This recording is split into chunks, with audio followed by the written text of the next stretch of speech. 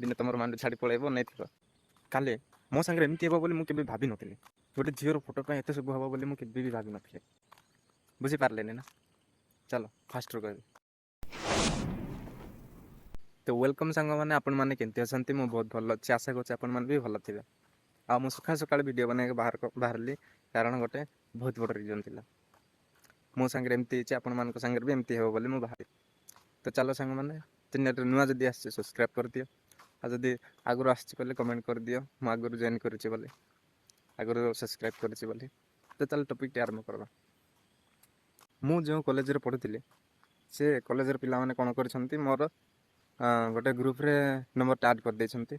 ମୁଁ ଭଲରେ ହ୍ୱାଟ୍ସଆପ୍କୁ ଯାଉନଥିଲି, ତ କ'ଣ ହେଲା ନା, ସେ ହ୍ୱାଟ୍ସଆପ୍ ଗ୍ରୁପ୍ରେ ପ୍ରାଇଭେଟ୍ ଫଟୋ କରାହେଇଛି। ମୁଁ କେବେ ଯାଇନି ହ୍ୱାଟ୍ସଆପ୍କୁ, ଆଉ ଦେଖିନି। ତ ସନ୍ଧ୍ୟା ବେଳକୁ ମୋର ୱାଇଫ୍ ନେଇଛି କ'ଣ ମୋବାଇଲ୍ ନେଇଛି, ଆଉ ଫଟୋ ଦେଖିଲା ବେଳେ ସେ ଫଟୋ ବାହାରିଲା। ସିଏ ଭାବିଲା ଯେ ମୁଁ ତାକୁ ଚିଟିଂ କରୁଛି, ଏମିତି ସେଇଟା ଆଉଟ୍ କଲା।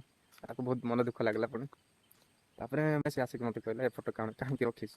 ମୁଁ ଭାବିଲି କି ଫଟୋ ରଖିଥିବି। ଭାଇ ଦେଖିଲା ବେଳେ ସେ ଫଟୋଟି ପ୍ରାଇଭେଟ୍ ଫଟୋ ଥିଲା, ଆଉ ବହୁତ ଖରାପ ଲାଗିଲା ସେ ଫଟୋ ଦେଖିକି। ସାଙ୍ଗମାନେ, ଯଦି ଭଲ ପାଉଛ ଭଲରେ ପାଅ। ଏମିତି ପ୍ରାଇଭେଟ୍ ଫଟୋ କ'ଣ ଏମିତି ବୁଝିପାରୁଥିବେ, ଆଗକୁ କହୁନି ଏଇଟା ସବୁ, ଏଇଟା ବୁଝିବା କଥା। ଯେତେ ଭଲ ପାଇଲେ ବି ଏମିତି ପ୍ରାଇଭେଟ୍ ଫଟୋ କେବେ ବି ସେୟାର କର ନାହିଁ, ଦୟାକରି କହୁଛି।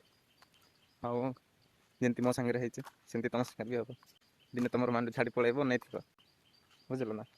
ଏମିତି ମନେ ଇଚ୍ଛା ଗ୍ରୁପ୍ରେ ଆଡ଼୍ ହୁଅ ନାହିଁ, ବହୁତ ଇମ୍ପୋର୍ଟାଣ୍ଟ କଥା ଏଇଟା। ସାଙ୍ଗମାନେ, ଏଇ ଭିଡ଼ିଓ ଯଦି ତମ ପାଖରେ ପହଞ୍ଚିଛି, ଭଲ ସାଙ୍ଗମାନେ, ଭିଡ଼ିଓଟି ଭଲ ଲାଗିଥିଲେ ଗୋଟେ ଲାଇକ୍, କମେଣ୍ଟ, ସେୟାର କର।